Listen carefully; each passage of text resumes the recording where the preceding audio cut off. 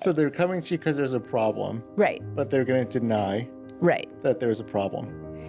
Well, they might be okay with it being a problem for their partner. Right. Mm-hmm.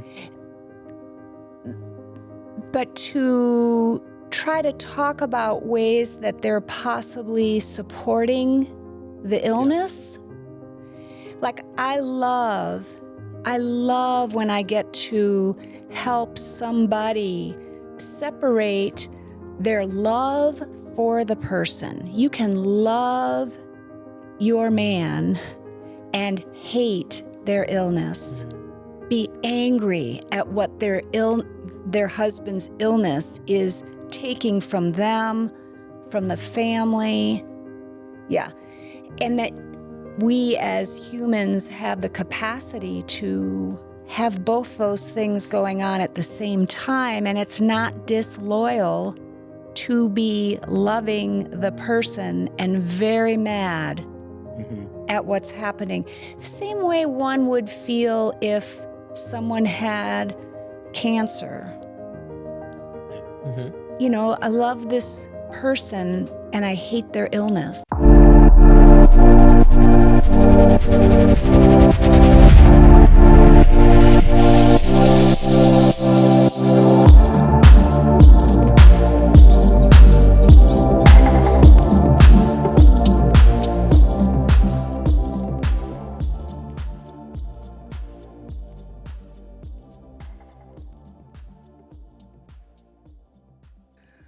Well, thank you for joining us, everyone. Today we have Sheila Maitland, the leader of the Relationship Enrichment Center and Experiential Therapy Center in Matthews, North Carolina, just outside of Charlotte. Thank you so much for joining us, Sheila. Thanks for having me. It's a pleasure. Yeah. And we also have Justin McLendon, Executive Director here at New Waters Recovery. Thanks for joining us, Justin. Absolutely. Glad to be here. Okay, good. So today we want to talk about love and self-medicating. And Sheila, can you tell us, before we begin, tell us a little bit about Relationship Enrichment Center and what kind of work you do there? I would be glad to. The Relationship Enrichment Center is a private practice. It's a group practice. We have 8 clinicians, and we provide a continuum of care. We work with addiction, but we also work heavily with codependency. And so often it is the family member doing the work, trying to find something for their loved one. And they're the ones that need so much assistance, and they really can make a difference with their willingness. We're an experiential practice, which means when we work with people, we invite them into action. And when I try to describe what that means, it's a little bit like I could show you a picture of the ocean, I could let you listen to the ocean, and I could tell you about the ocean. But until you stand in it, taste the salt water, feel the power of it. And I think that's such a great metaphor to what experiential therapy is.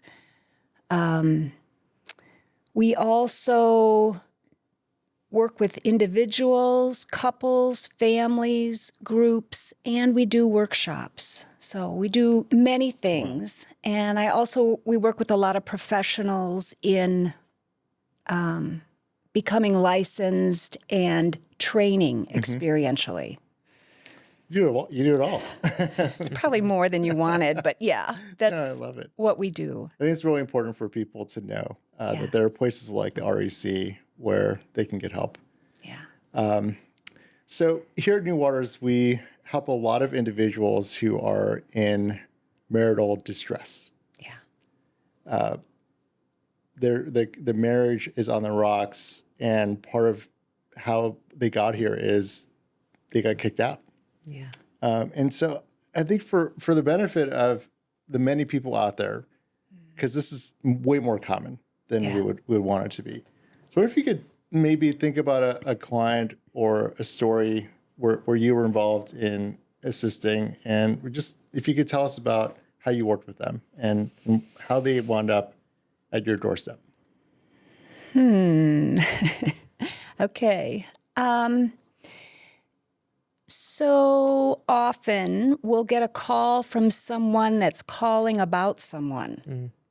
In fact, I have a couple people that I'm seeing next week that are trying to support their adult child or a spouse, and they want to make sure that there's a session set up for that person.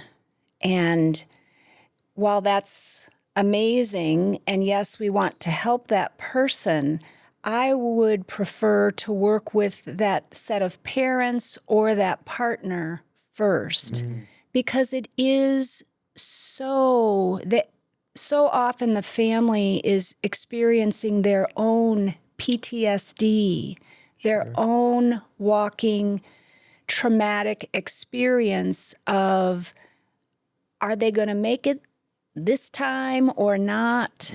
And trying to help them with beginning some self-care for themselves, that is such a powerful way to support whoever is in treatment or in trouble or off the rails. Yeah. It's a little bit like we need to put our own oxygen mask on first, and let's make sure we're sucking oxygen, not more crazy. Yeah.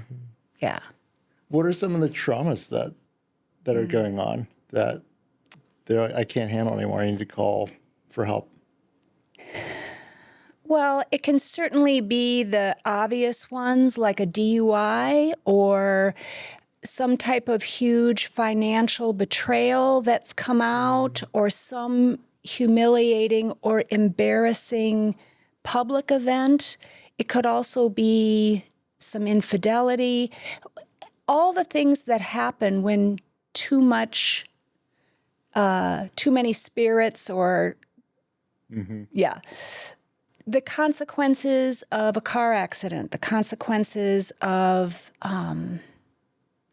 doing something that one shouldn't do that often is present with drinking and drugging. Yeah. Right. Yeah. Do you feel like these are sometimes, these events that you're mentioning, do you feel like these are sometimes kind of like the catalyst that leads to the reaching out for help, that maybe there's a pattern that's been going on for a while and then there's kind of a major event or a precipitating event that takes place? Absolutely.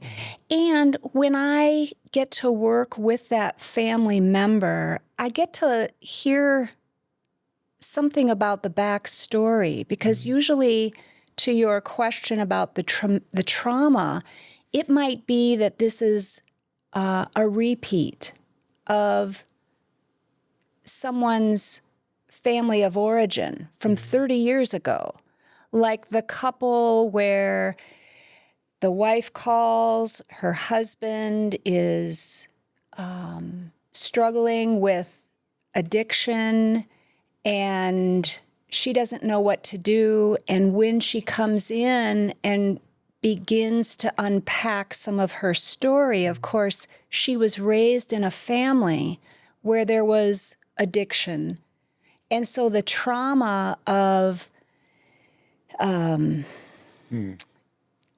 repetition, the participating with somebody who's not really there. They might be there in body, but because of the inebriation, because of the lying, because of all of the manifestation of active using, it's triggering something.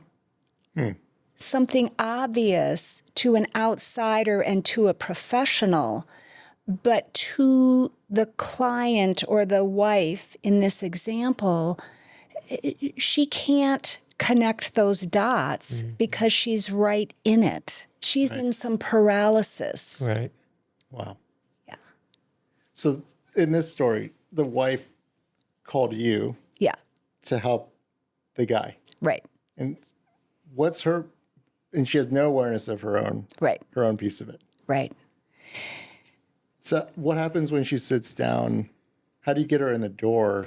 Well, that's when she gets in the door, we've got some hope, because so often it's like, no, no, no, no. He's the one. He's the problem. He's the one that Right. needs to be here.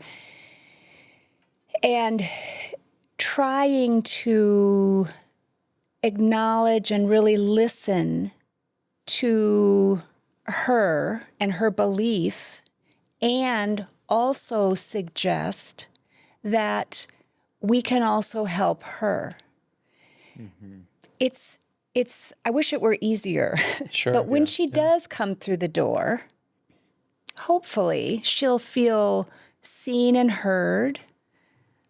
Really good therapy starts with feeling seen and heard and creating lots of emotional safety with whoever she's working with, whether it's me or one of my staff, and being able to address what is right on top. And so trying to help provide resources. This might be the only session the wife ever comes to. And so making sure she's got really good information, and hopefully she'll be curious and feel safe enough to come back. Yeah. Wow. How do they respond? Like when you suggest, or you get curious about them, and all they want to do is talk about the other person?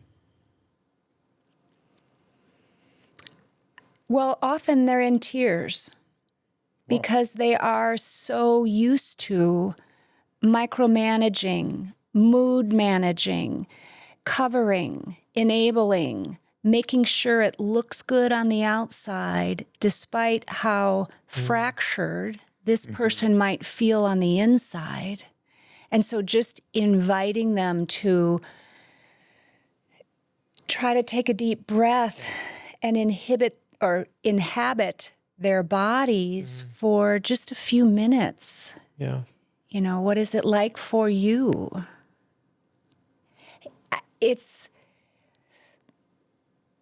I've had people say many times, no one ever asks me that.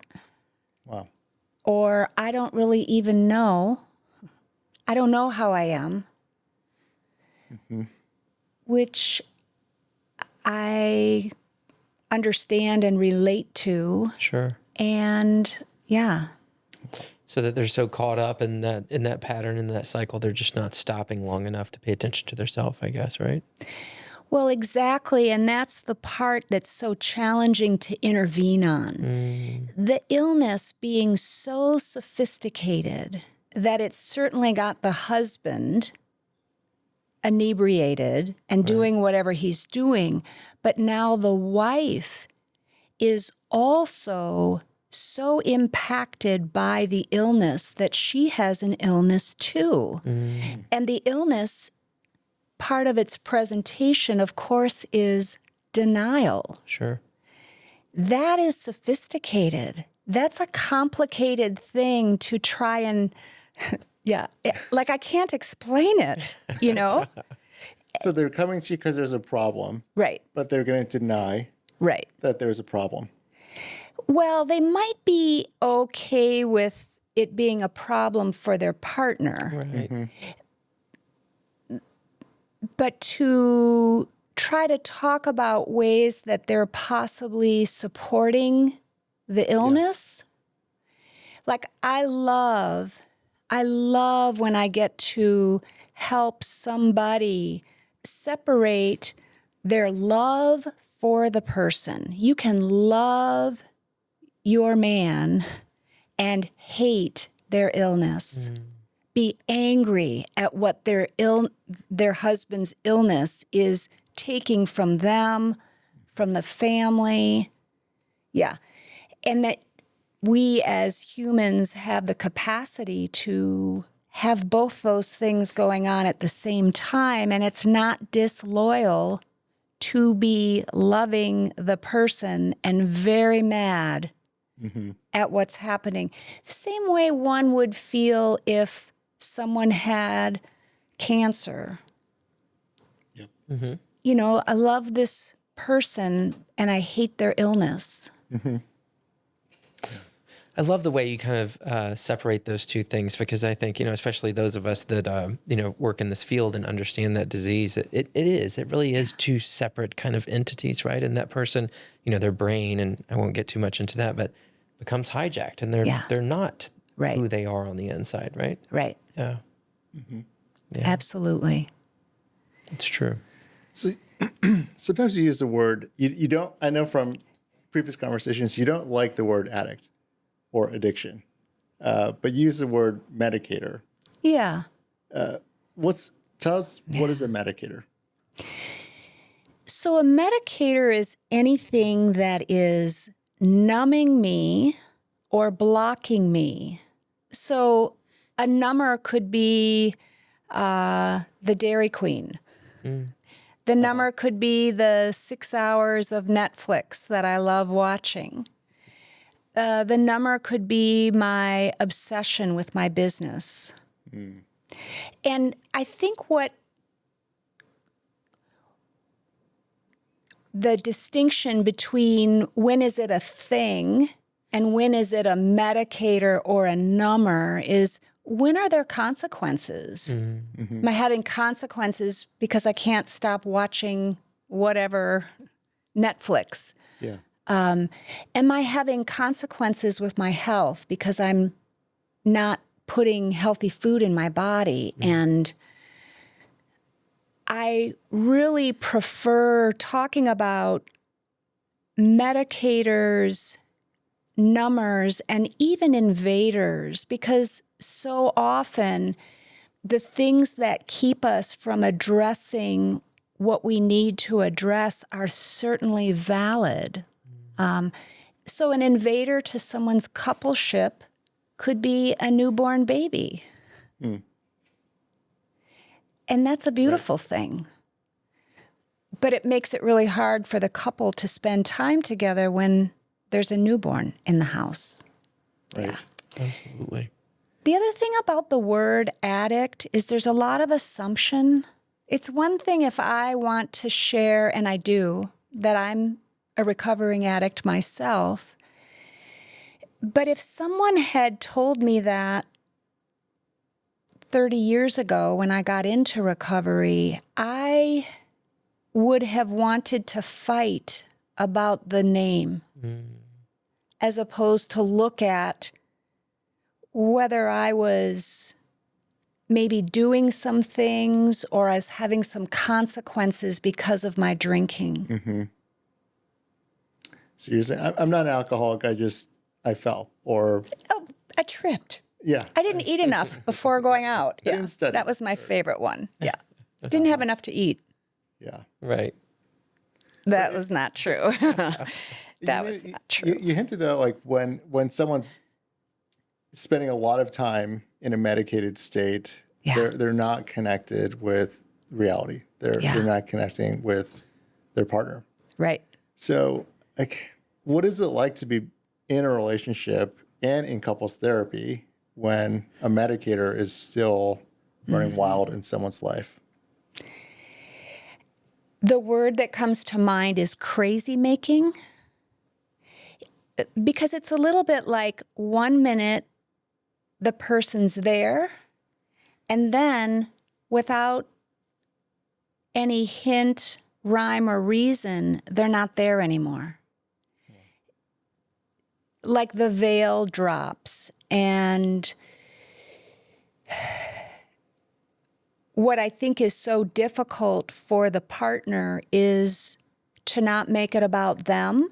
Like, where'd you go? What did I do? What did I do wrong? Why did you use again?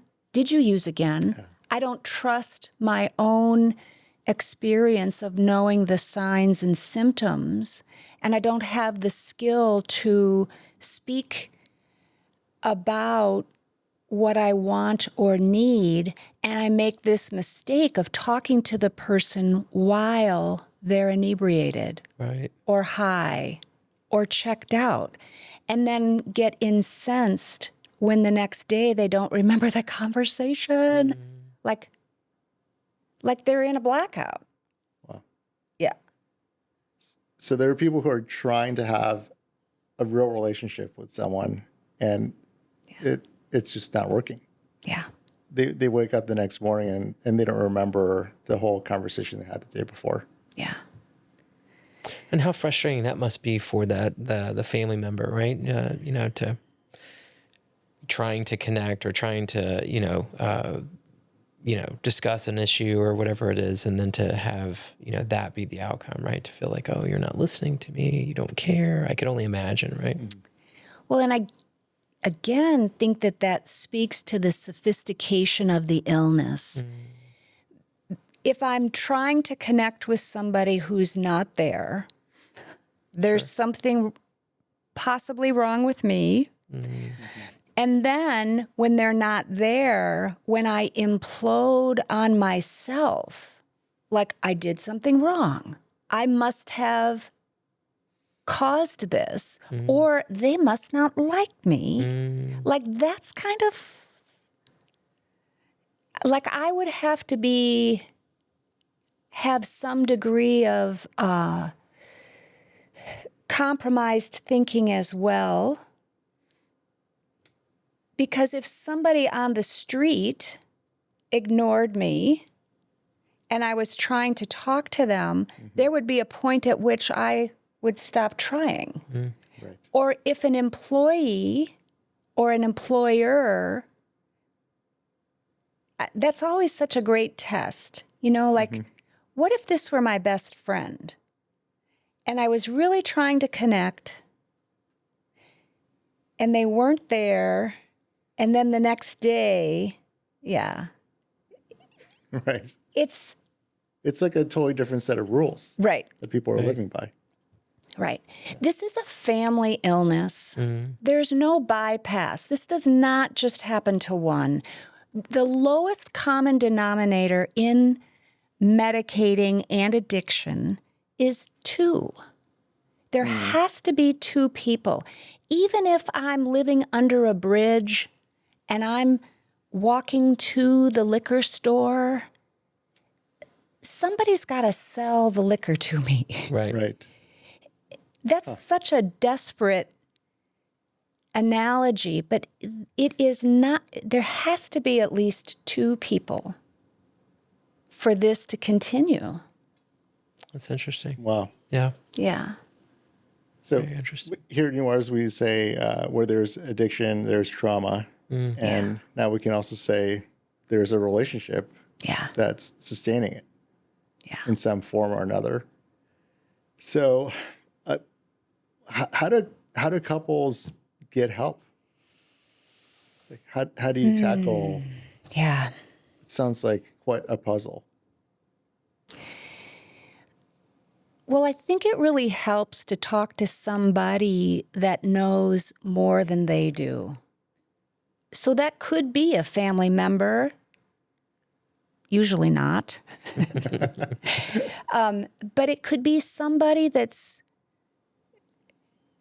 willing and able to share their experience, strength, and hope. The field has changed, and the access to information about how to get help is so much greater than it used to be.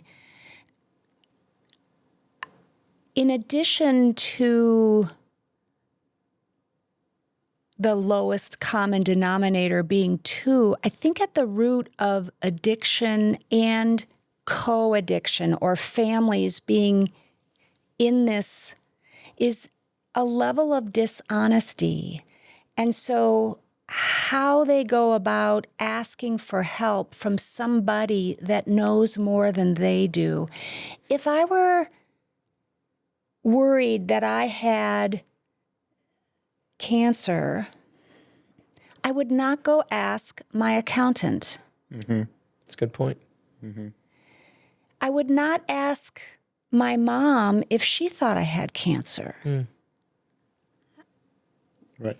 Because she would get me to the doctor. But so I think trying to talk to somebody or read something. I mean, if you Google, there are thousands of ways to access help. And of course, you could call New Waters. True. Yeah. I mean, there's just so many people that are really wanting, willing, and ready to share how to get some support and help. Mm-hmm. In fact, one of the principles in recovery is this statement that together we can do what I could never do alone, which is, yeah. But I think a lot of people wrestle with shame, Of course. and they're so embarrassed to even asking a stranger for help is just humiliating to them. Like, I know. and they can't bring themselves to pick up the phone. Where do you think that comes from? And like, what could people? How can people deal with that? Well, I agree. And I think where it comes from, there's a lot of places that it comes from. I think in my own family of origin, because I come from a family that's also, my parents are both alcoholic and they're in recovery and have 45 years, which was so profound with how I was able to find recovery in my 20s rather than in my 40s like they did. And I think in my family of origin, being rewarded for being independent and being a problem solver, I remember feeling like I got a promotion. Like I don't need help. Oh, wow. You know, like that was so, and I don't think anybody was trying to hurt me or harm me, but I think it was a byproduct of, I just got a lot of kudos for being so creative, so mature for my age. She never needs anything. She just does her homework. Like all these great things. And I think for me, that certainly fostered a difficulty in whether it's asking for help or just being more truthful. You know, because if I did ask for help, I could sort of talk my way out of then receiving any help. Right. Yeah. But you said something about being pretty independent, like, Yeah. but that's the sunny side of neglect from the way that I'm hearing it. And I see that with the relationship. Yeah. The being in a relationship with someone who's going to spend the next 24 hours inebriated, Yeah. right? So this is the kind of person who's normalized being alone, Yeah. who's normalized not getting help and being celebrated for not needing help. Absolutely. And then I think there probably becomes this part of, I mean, similar to what you were saying, is that, you know, if we're getting praised for that, if we feel, you know, that's important, that we have all the answers, that we don't need help from other people, then I think just the sheer asking for help or reaching out is this admitting that we are less than, we're not capable. And that feels a lot like shame, right? Is that like, well, there's something wrong with me. I'm broken. I can't do these things for myself if I have to reach out for someone. Exactly. Yeah. I think that most of the people that I work with are so capable to do alone. And sometimes I'll even say that you've got that part down. Right. And what I want to help you with is connection, because that's how we get better. And I think that the age of information, while it's great, I think it is also really isolating and only adds to the difficulty of asking for help. Because I can look at Facebook and not do anything on Facebook and feel bad, you know? It's just, for some of us, it's sort of inherent that it's a comparison. Totally. And yeah.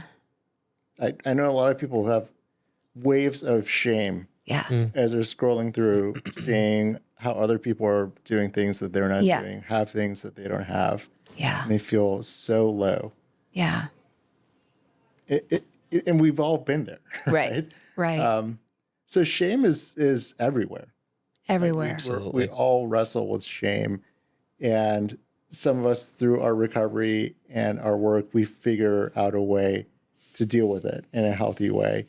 In your practice, when you're working with clients, is there any experiential exercise that they can do to think about or practice Yeah. getting rid of this toxic shame or dealing with it in some way?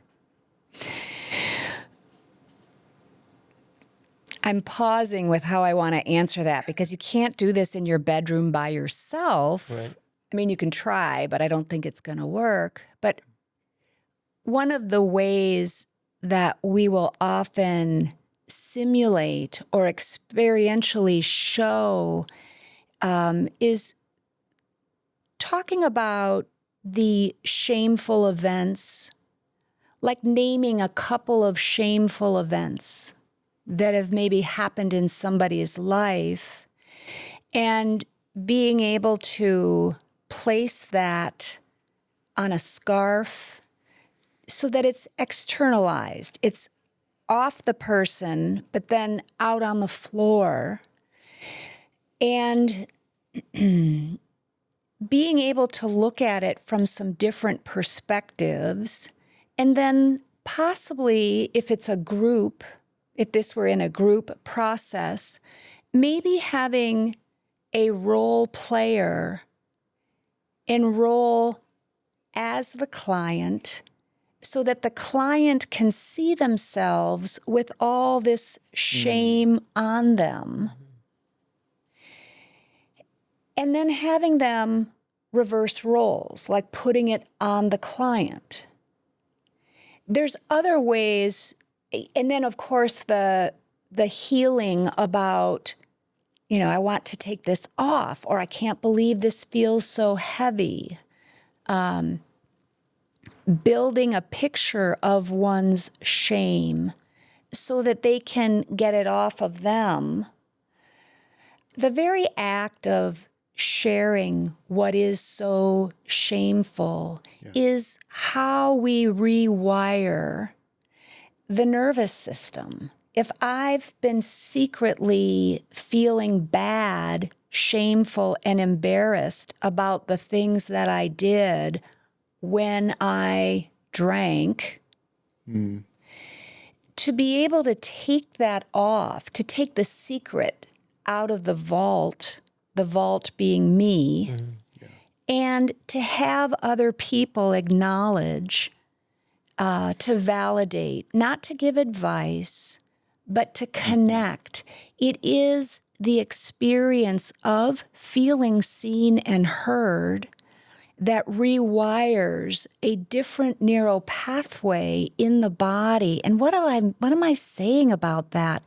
I don't have to spin out in my familiar shame spiral that says, I'm a this or I'm a that. When I take the risk, when a client takes the risk and is guided into some shame reduction or taking the heaviness of shame off of them, and then hearing other people say that they could connect to that story, that's where the rewiring, the being seen and heard and loved really is what's happening, that's where the re-healing happens.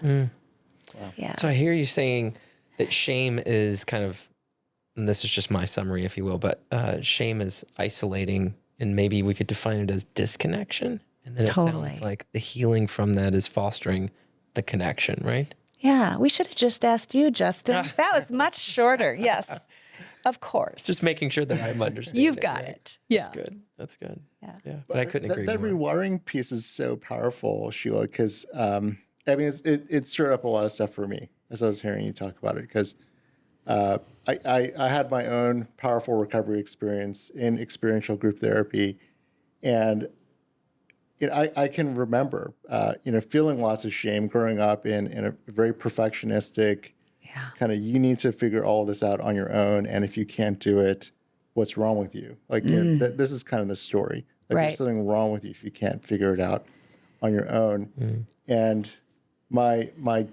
gut tells me when I'm feeling shame, I just need to carry it by myself, and fight through it. And if I can't fight through it, then it's my problem. But surprise, it leads to burnout, and you just get completely fried, and you have no energy left to keep fighting. But what you're saying, it sounds like people find a way to feel shame, and then they know how to be free of it. Yeah. But it's through connection. Exactly. With other people. And it starts in an individual process, meaning that that client might see a therapist individually. They might go to group and be able to do work in group that's really healing. And it's usually after that they have enough skill and enough knowledge of themselves to be able to teach their partner and even share with their partner. Like imagine, so I'm going along with my partner and I've had no therapy, treatment, or awareness, and something happens and I'm triggered and I'm having a shame response. So I'm sitting in the car for 6 hours. I haven't said a word and I'm crazy. I'm absolutely unreachable. I start doing my work. I start going to therapy. I start realizing that I'm not terminally unique, that others also heal from shame and many other things. And I begin to give myself a little bit of bandwidth, a little bit of a break. I start to have a relationship with myself so that I'm not so bad, wrong, horrible, blah, blah, blah. I start to experience that in a safe healing circle, and I begin to acquire some skills to where I might say on that drive after I've been triggered, could we please stop? I want to get some water. Be able to get a little bit of a break and maybe say, I'm having this huge reaction. You didn't cause it, and I'm kind of in a dark place right now. Would you hold my hand? Like, my partner doesn't have to know anything. He doesn't have to know how to fix me, how to take care of me. I've made a request. He knows really, really well how to hold my hand. This is me being much more able to be responsible for what's happening for me, and my partner didn't cause it, can't control it. Yeah. It becomes what I'm learning about myself and for myself starts to flourish in my relationships with my partner, with my children, with my parents, with the people that I work with. I become more of a citizen of the world. Yeah. I love that. Yeah. Very cool. I just love the direction you're taking here, Sheila, because it's so often in this business of addiction recovery and treatment, we focus so much on the person with the diagnosis. Yeah. Right. But their loved one is really hurting. Yeah. They're really beat up too. Well, they're probably not going to wrap their car around a tree, but death by 1,000 paper cuts is excruciating. Right. And it's the symptomology is slower, and I sometimes refer to it as it's mild misery, but then it gets heavier and heavier. Yeah. Yeah. I mean, the conversation started with like, how do we get the non-medicating partner to help the medicating partner? But a lot of times they come to you asking for help, but that's actually a sign of how depleted they are, Yeah. right? And so sometimes the best way to help that other person is exactly what you said, is you got to put your oxygen mask on first. Exactly. You need to be healthy and have strength and vitality if you have any chance at helping your loved one get there themselves too. Absolutely. I couldn't agree more, and I'm always amazed at what better way to support your partner or your loved one than by modeling. Yeah. You know, if I do the very thing I want my partner to do, chances are they're more likely to do it. Right. Right. I don't know why that's so hard for some of us. Yeah. Well, I think a lot of people think of this, they think of addiction and self-medicating as something you have to stop, Yeah. right? Absolutely. Stop drinking, stop using, stop getting high. Yeah. It's easy. Like, Yeah. why do you keep doing this? Right. What's wrong with you? Yeah. But what you're saying is love yourself, nurture yourself, Yeah. pay attention to yourself. Well, and I would also say if you are using and medicating, try stopping for 90 days and just see if some of the craziness softens. Like it's usually, it's my belief that if someone is in trouble with medicating, it's exacerbating the disconnection of their life. And to try it as an experiment and see if it gets any better. Yeah. You know, just something that came up when you were saying that is that, you know, I think a lot of times we think of this as people see it as the problem, like Dr. Hong said, that it's something that we have to stop. Yeah. But, you know, I think for a lot of people that has become maybe the solution for, you know, maybe this other forms of disconnection and, you know, just not feeling well, whatever this dysfunction that's happening internally and in our lives that, you know, at some point we have consciously or unconsciously like reached to the drink or the drug or whatever that medication is, as the solution, if you will. So I'm wondering, just thinking about that experiment there, like, so if I was a substance abuser and I decided I'm just going to stop for 90 days, I wonder what sometimes that looks like when we're able to look at like those other areas of our life that are maybe we're not masking or coping with that alcohol or other drugs, right? Right. Yeah. That's got to be pretty tough, I would imagine. It's scary. Scary. Well, and I think that's so powerfully why, like when the focus isn't on just removing the substance, it switches to then how do you live?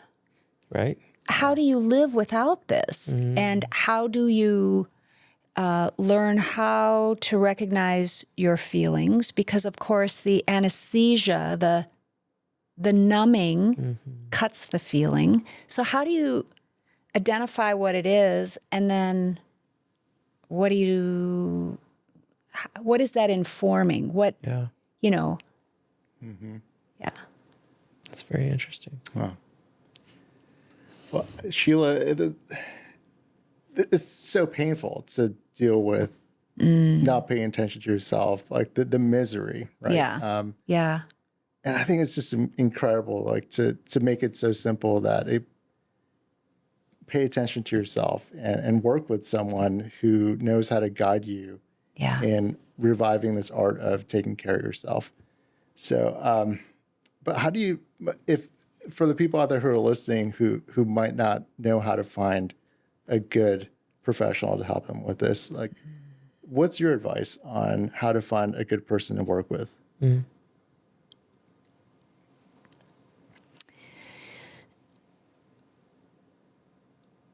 It's my belief that if a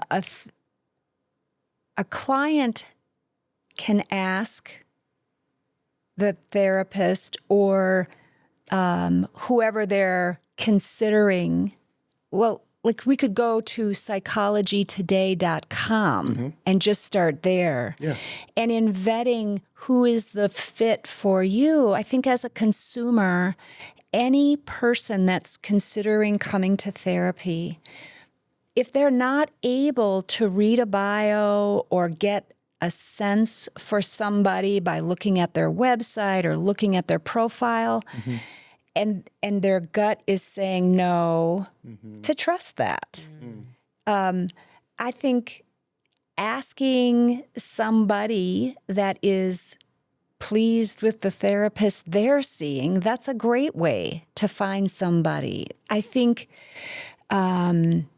reading Google reviews, I think having a 15-minute consultation with somebody to see if it feels safe for you to then go and see that person, I think that's really reasonable. And I think as a consumer, if someone isn't able to advocate for themselves with a particular person, that's information enough that they should keep looking. That would be my encouragement. Yeah. Well, if I may be so bold, I would wholeheartedly recommend people reach out to a Relationship Enrichment Center. Sheila, I know you do incredible work with the clients that are lucky enough to connect with you. And I think the safety piece is what's so wonderful about the REC. Safety is the first thing. Yeah. Right? Like, this is a safe place. There, you can share your shame Yeah. in safety. This is a place where you can learn how to be free of that misery. So we will have your contact information in the notes for the Thank show. you. But I know that Justin, we are fortunate enough to see this all the time here, is people Absolutely. who come in carrying unbelievable weight, unbelievable emotional baggage. Yes. And they, for the first time, get a sense of the freedom and the lightness that comes from finding a new way to go. And letting go of that shame. And having the energy to find a new way to live again. So It's possible.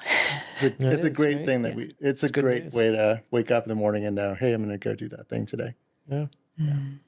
Well, thank you, Dr. Hong. I really appreciate it. And thank you, Justin. Absolutely. This has been fabulous. It's Thank you, great Sheila. talking to you. You're welcome.